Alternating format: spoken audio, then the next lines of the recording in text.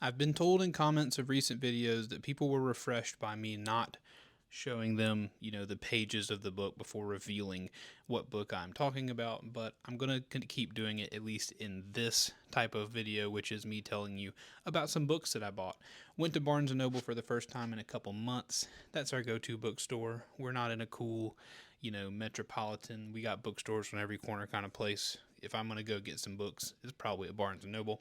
We went there today. I had my eye on a few. These were the two that I picked up of the ones that I was looking for. Number one is Notes from the Underground by Fyodor Dostoevsky.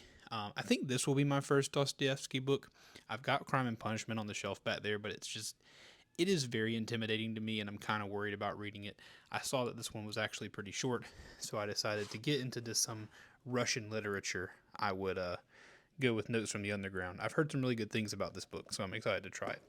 And then second is going to be the second book in I don't know if it's a trilogy or if it's just a series, but it's called Riding the Rap by Elmore Leonard. I know a lot of people like Elmore Leonard. I've read one of his books. It's called Pronto. The reason I'm into these books is because they have Raylan Givens from the show Justified as the main character. I love that show. I thought the show was really, really good.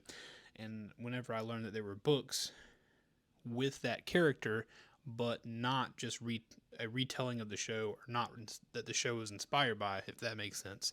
Like completely different stories than what I'd seen on the show. I was excited, so I read Pronto. It was pretty good. It didn't blow me away, but I honestly was looking for books to buy. I don't like starting a series and not finishing it, so I'm gonna jump back into Mr. Leonard's world with Raylan Givens. Apparently, he's a super prolific author who has written, many, many, many books. But let me tell you something I really like about these books. Look at that font, dude.